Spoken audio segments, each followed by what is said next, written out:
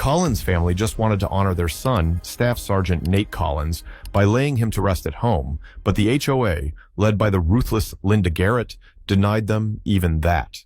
Instead of compassion, they were met with legal threats, a massive fine, and a cold, corporate refusal to respect a fallen soldier. But when Nate's brothers-in-arms, veterans, and thousands of outraged Americans took a stand, the HOA never saw what was coming. And just wait until you hear how one knock on a door changed everything, and why justice, in the end, won in the most unforgettable way. The flag-draped casket sat in the backyard of the Collins home, surrounded by solemn faces and folded hands. The air was thick with grief, the kind that settled deep into the bones and refused to leave. Robert and Susan Collins, standing side by side, had spent the past week preparing for this moment. A quiet, dignified ceremony to honor their son, Staff Sergeant Nate Collins, who had given everything for his country. Nate had grown up here, learned to ride his bike on this very lawn, climbed the oak tree by the fence, scraped his knees on the driveway. And now, this was where his parents wanted him to rest, a place of warmth, love, and memories, not the cold impersonality of a distant cemetery. But just as they were about to begin, the sound of heels clicking against pavement cut through the heavy silence. Linda Garrett, the head of the Homeowners Association, strode into the yard like she owned it. Dressed in a crisp navy blazer and clutching a stack of paperwork, she wore the smirk of someone who enjoyed wielding authority.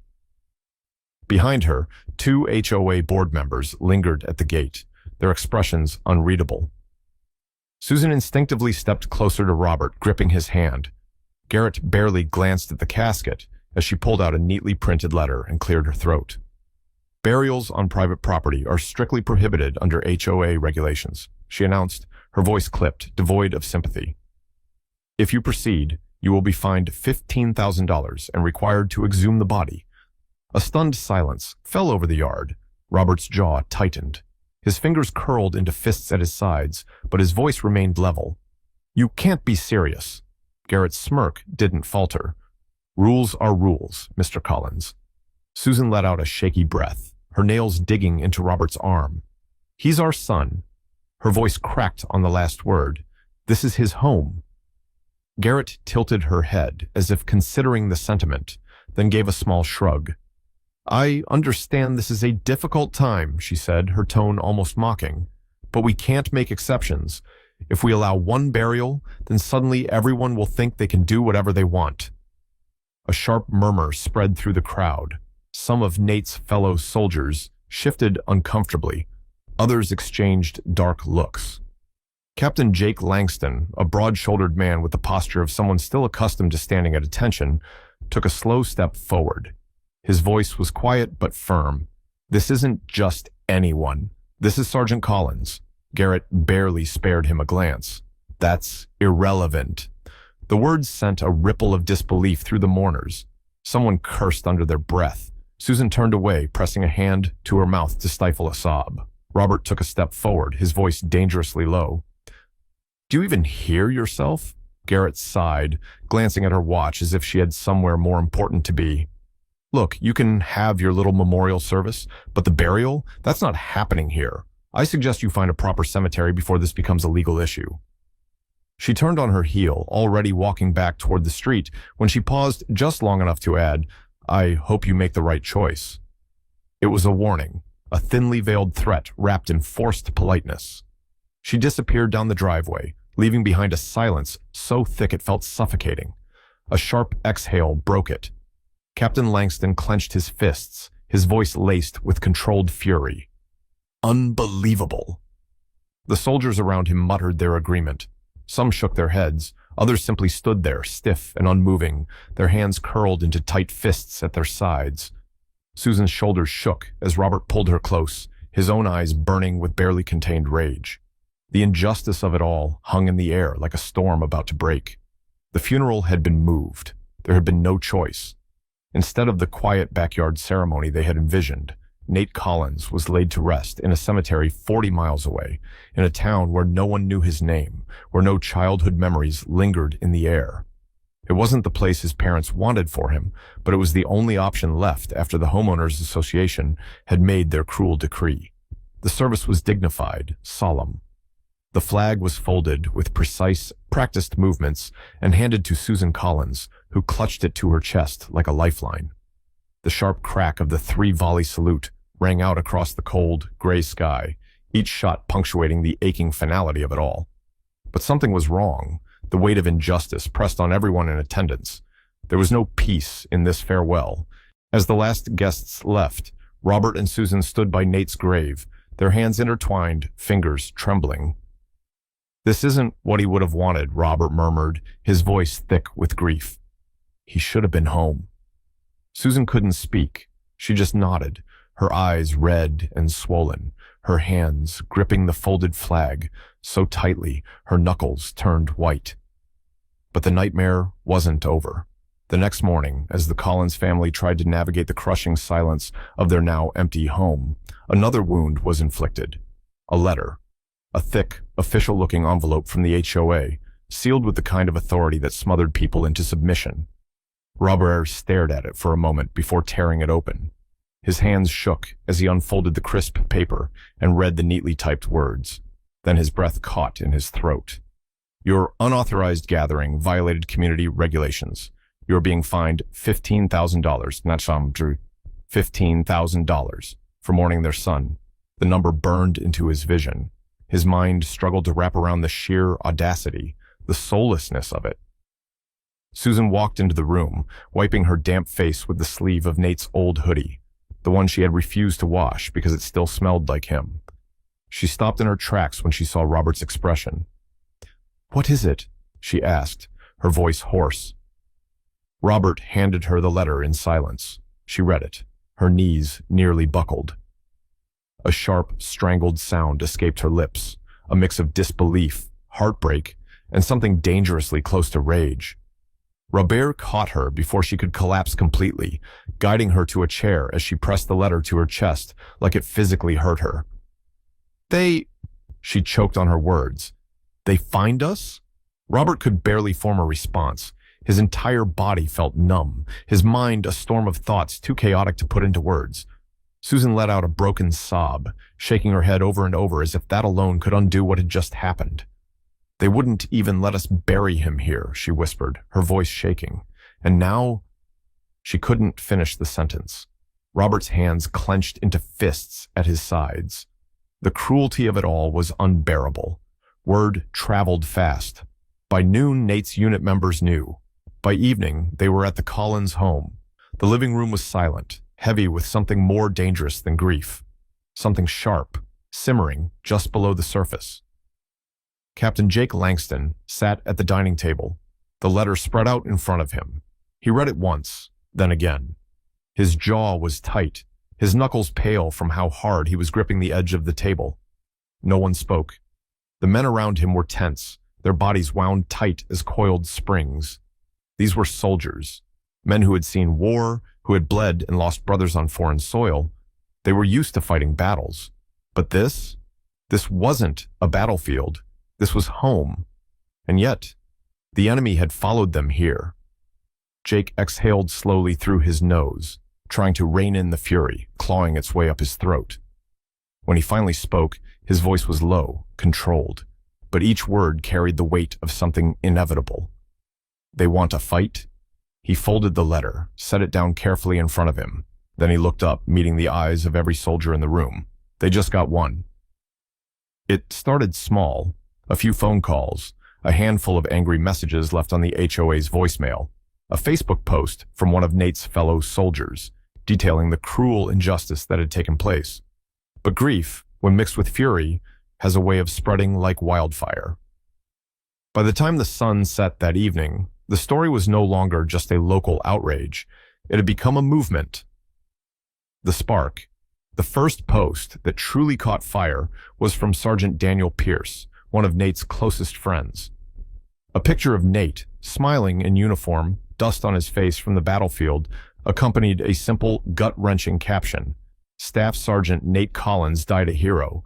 The HOA wouldn't even let his parents bury him at home. Now they're fining them for mourning. This is how we treat our fallen? The image struck a nerve. Within hours, it had been shared 10,000 times. By morning, 100,000. And by noon, the hashtag #HonorNateCollins was the #1 trending topic in the country. The outraged news outlets pounced. By midday, national headlines read, Homeowners Association fines grieving family $15,000 after denying soldiers burial. A war hero denied his rest, community rules, or national disgrace. Veterans and military families call for action against HOA in Riverdale. People were furious. Not just veterans, not just active duty soldiers, ordinary Americans. Families who had never met Nate, but who saw the sheer cruelty in what had happened. Then came the voices of power. Retired generals, senators, governors, even the Secretary of Defense weighed in with a single powerful tweet. A soldier's sacrifice deserves more respect than this. We are watching. And suddenly, it wasn't just an HOA policy dispute anymore. It was a national scandal. The arrival then came the moment no one expected. Late that evening, a convoy of vehicles appeared on the outskirts of Riverdale. First, a few trucks, then dozens of cars, then even more. They came from all over, some from nearby cities, some from states away, soldiers, veterans, military families, civilians who refused to sit back and watch. But they didn't come with weapons. They didn't come with anger. They came with flags, with candles, with silence. The streets of Riverdale filled with people who stood in quiet, unwavering solidarity. Some carried photographs of their own fallen brothers and sisters. Others simply held their hands over their hearts. A retired Marine placed a single white rose on the sidewalk in front of the HOA office. A widow of a fallen soldier held up a sign that read, Respect the dead, honor the sacrifice. No shouting, no violence. Just thousands of people standing together, staring down the ones who had dared to dishonor a hero. And suddenly, Riverdale wasn't just a small town anymore. It was the battleground for something much bigger. Linda Garrett woke to the sound of distant noise, low, rhythmic, growing louder by the second. At first, in the groggy haze of morning, she assumed it was construction. Maybe traffic. But then came the car horns, short, deliberate honks, not from frustration, but something else, a pattern, a message. Then the chanting started. It wasn't wild, it wasn't chaotic, it was deep, unified, and unshakable. She frowned and threw back her covers, muttering under her breath. Probably some ridiculous overreaction from the Collins family and their friends. HOA disputes always escalated when emotions got involved. She yanked open her bedroom curtains, and the breath left her lungs. The street outside her house was lined with men and women in uniform. Hundreds of them. Veterans, active-duty soldiers, even civilians standing shoulder to shoulder with them, all holding American flags. Their faces were solemn, unreadable. No signs of aggression, no signs of disorder. Just presence. And on her front lawn, standing tall in the morning light, was a single handmade sign. We will not be silenced. Linda's fingers tightened around the curtain fabric, her knuckles white. What the hell was this? She turned from the window and hurried through her house, grabbing her phone as she moved. She dialed the number of another HOA board member, Steve Mathis, her second in command. He picked up on the first ring. Linda, have you seen what's happening? His voice was tight, panicked. Of course I've seen it, she snapped. What are we going to do? A beat of silence. We already called the police. Linda let out a relieved breath. Good. The cops would handle this. Disperse the crowd, maybe issue some citations. And, she pressed, another pause. Then Steve exhaled slowly. They're refusing to intervene. Linda nearly dropped her phone. What do you mean refusing? They can't just... They said it's a peaceful demonstration. No laws are being broken. Linda squeezed her eyes shut, rage boiling just beneath her skin. Fine. If the police wouldn't help, she'd go higher. She hung up and immediately called the media. Someone had to set the record straight. The HOA wasn't the villain here. These people were the ones disrupting the peace, intimidating her at her own home. But the moment she introduced herself to the first reporter she reached, she knew it was pointless. Oh, Mrs. Garrett, the voice on the other end said, barely able to contain their amusement. You're already the top story. She could hear typing, the clicking of a mouse. Actually, they continued, you might want to check the news yourself. Her stomach lurched. Hands shaking, she opened her laptop, fingers tapping urgently against the keyboard. And there it was. Every major news outlet, every social media feed, every breaking news banner across the screen. HOA in Riverdale faces national backlash over soldier's funeral dispute. Military community rallies after grieving family, fined for mourning their son. Thousands gather in protest to defend fallen heroes' memory. Linda's breath hitched. There were live streams, interviews with veterans, statements from politicians calling for an immediate investigation into HOA policies. A petition demanding her resignation had already reached over 250,000 signatures. And the worst part? The more she scrolled, the more she saw. Images of Nate Collins, not just in uniform, but in childhood photos, playing football in the backyard, hugging his mother, smiling with his fellow soldiers overseas. This wasn't just a policy issue anymore. This was a moral reckoning. With shaking hands, she dialed the HOA's lawyer. The call connected on the third ring. "What do I do?" she asked, barely able to contain the desperation in her voice. A long pause. Then the lawyer spoke, calm, measured, but with an undeniable finality. "This is bigger than you now." The line went dead. Linda lowered the phone slowly. For the first time since this had started, true fear settled in her chest, because she had finally realized she had no control anymore. The official statement from the HOA came the next morning. It was a bland, soulless press release, written in the kind of corporate speak that drained all meaning from words. "We deeply regret any misunderstanding, and will work to resolve this matter." That was it. No mention of the Collins family. No mention of Nate. No mention of the fine, the burial dispute, or the thousands of people now gathered in their town. It was damage control, not an apology. And it wasn't enough. The crowd grows. If the HOA had hoped to quell the outrage, they had miscalculated. By noon, more people had arrived. Not just Nate's fellow soldiers, but veterans who had never met him, families carrying framed photographs of their own fallen sons and daughters, civilians who refused to let injustice go unanswered.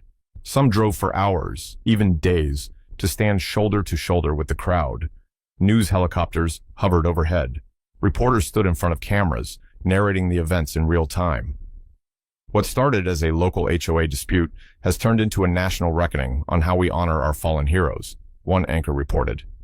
Another, "This is no longer just about Nate Collins. This is about every soldier who has ever been disrespected, every grieving family that has been dismissed." The cameras panned across the sea of people, flags rippling in the wind, candles flickering in the hands of silent mourners, signs that read, "Respect the fallen. A soldier's sacrifice is greater than HOA rules. Honor Nate Collins." The public condemnation. Then came the mayor. Mayor Ethan Caldwell of Riverdale had remained silent for days, waiting to see how things unfolded. But silence was no longer an option. At 3 p.m., he stepped up to a podium set in front of City Hall, the press swarming. The cameras locked onto his face as he adjusted the microphone. His voice was clear, steady, but there was an unmistakable anger beneath it. "The actions of the HOA in this matter are not just disappointing, they are a disgrace." His words cut through the noise like a blade. A disgrace to this town, a disgrace to the values we claim to stand for, and most importantly, a disgrace to the men and women who put their lives on the line for our country.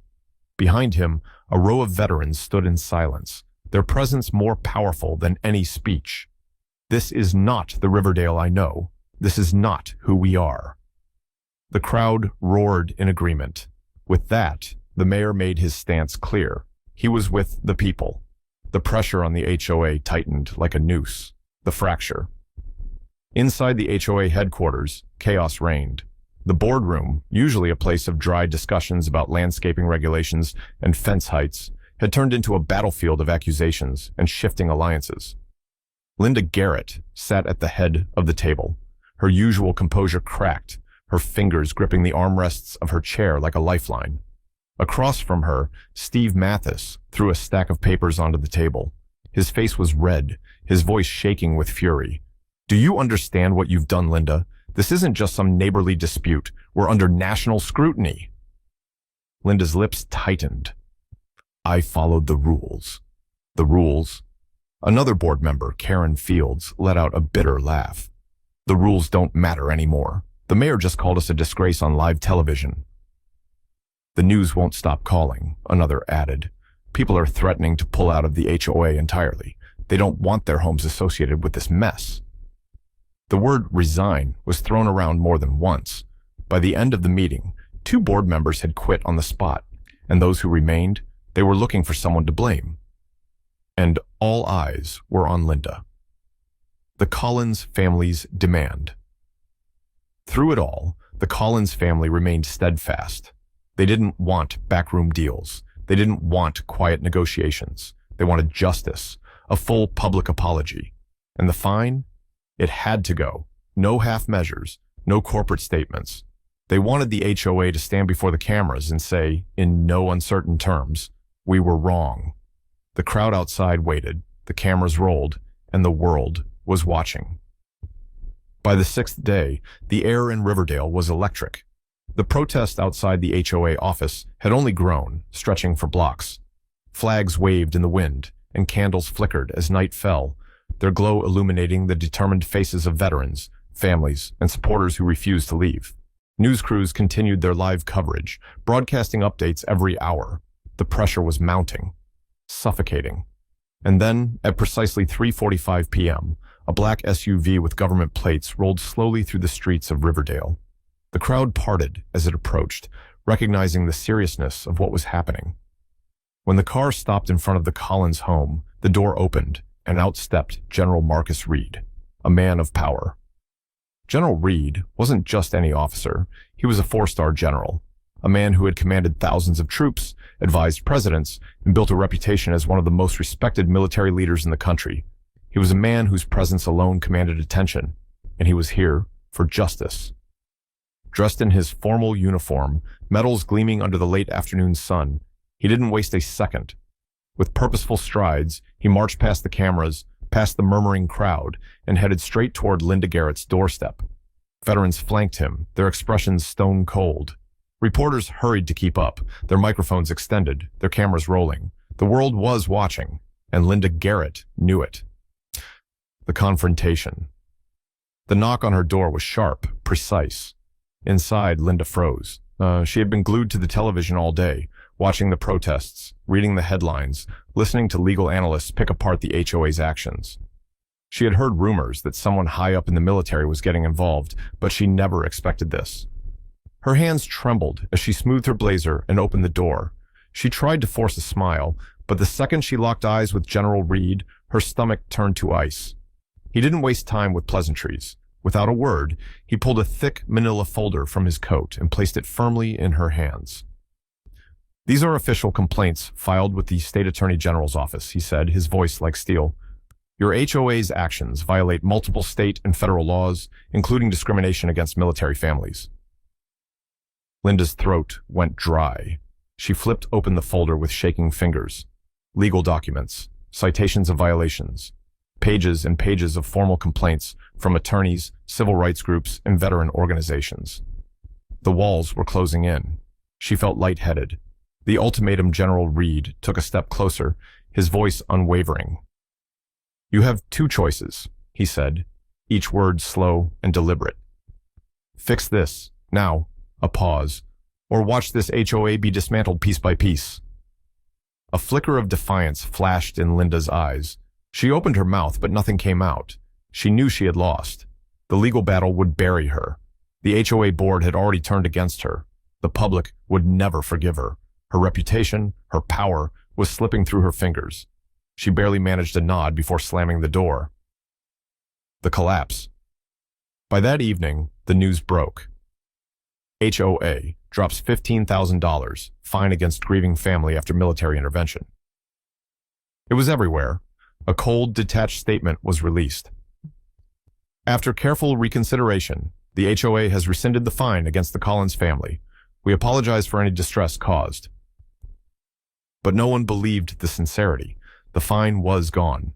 But the battle wasn't over, because now it wasn't just about one fine. It was about accountability. And the people weren't done fighting yet. The pressure had reached a boiling point. The legal threats, the national outrage, the veterans standing in silent defiance, the thousands of calls and emails flooding the HOA's inbox. each one demanding justice. Linda Garrett had spent the last 48 hours in damage control mode, meeting with lawyers, arguing with the remaining HOA board members, dodging reporters camped outside her home. But there was no escape. Every decision she had made led to this moment, and now the reckoning had arrived. The emergency press conference. At exactly 10 a.m., cameras clicked, live streams flickered on, and microphones were adjusted. The HOA had called an emergency press conference. A small stage had been set up in front of their headquarters, a simple podium, a backdrop with the HOA's logo. Nothing extravagant, nothing that could be interpreted as arrogance. They needed to look humble. But there was no hiding from the truth. The crowd stretched down the street. Veterans stood at attention, their faces unreadable. Families of fallen soldiers clutched photographs of loved ones, and among them, at the very front, stood Robert and Susan Collins, their grief-laden eyes locked on the stage. Linda Garrett stepped up to the podium. She looked different. Gone was the arrogance, the smugness, the confidence she had wielded like a weapon just days ago. Her face was pale, drawn. Dark circles under her eyes hinted at sleepless nights filled with regret, or perhaps just fear. She cleared her throat, the microphone crackled, and then, with a visible effort, she forced herself to speak. On behalf of the Homeowners Association, she began, her voice tight, we deeply apologize to the Collins family and to all those affected. The words hung in the air like dead weight. She gripped the podium harder, her fingers white against the wood. The fine has been rescinded, and we recognize our mistake. A pause, waiting for applause, waiting for some kind of relief, but none came. The silence was deafening. 1,000 eyes stared back at her, cold and unwavering. Not a single clap, not a single murmur of approval. Just the sound of distant traffic and the soft rustling of flags held by the men and women who refused to forget what had been done. Too little, too late. The collapse. Linda swallowed hard. She had expected anger, shouting, maybe even heckling. But this silence was worse, because it wasn't the silence of forgiveness. It was the silence of people who had already made their judgment. She finished her statement quickly, stumbling through the scripted apologies, the empty promises of reviewing policies, the desperate attempt to regain control of a narrative that had already escaped her grasp. And then she turned away from the microphone. She stepped down from the stage, pushing past reporters shouting questions, past board members who wouldn't even meet her eyes. She walked through the doors of the HOA building, feeling the weight of 1,000 stairs boring into her back. She had lost. The resignation. The official announcement came early the next morning, a single sheet of paper signed and submitted before sunrise. Effective immediately, Linda Garrett has resigned from her position as president of the Homeowners Association. No fanfare, no farewell statement, just an exit. The cameras caught her leaving her house a few hours later, her face hidden behind dark sunglasses, her lips pressed into a thin, grim line. A single suitcase was loaded into the trunk of her car before she drove away, leaving behind the town she had once ruled with an iron grip. Riverdale would move on. The HOA would replace her, but her name would not be forgotten, because when history told the story of how a community rose against injustice, how a grieving family, backed by thousands, had fought for what was right, Linda Garrett would be remembered as the one who tried to silence them, and failed. 1 week later, the town of Riverdale gathered again, but this time it wasn't for a protest. It wasn't for a press conference or a battle against injustice. It was for something greater, a new ceremony. A ceremony not just for Nate Collins, but for every fallen soldier who had been forgotten, overlooked, or denied the honor they deserved. A community united. The transformation had been swift. With the HOA scandal behind them and Linda Garrett gone, the people of Riverdale came together in a way they never had before. Volunteers, many of them veterans, worked tirelessly side by side with city officials, local businesses, and grieving families to create something meaningful out of the pain they had endured, a place of remembrance, a place of respect, a place where no one would ever be denied honor again. And so, the Riverdale Veterans Memorial was born, the ceremony. On a crisp, clear morning, The town gathered at the newly built memorial site, just a few blocks away from the Collins home. The air was still, reverent, filled with the quiet sound of flags rustling in the wind. At the center of the memorial stood a bronze plaque, newly polished, gleaming in the sunlight.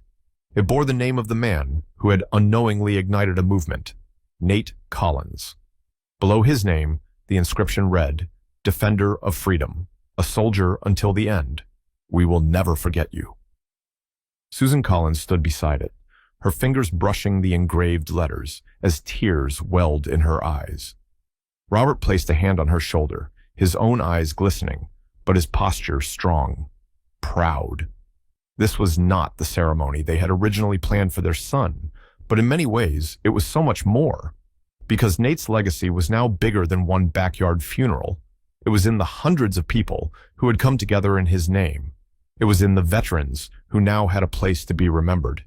It was in the town that had changed forever. Never forgotten. As the ceremony ended, people lingered, laying flowers, whispering words of gratitude.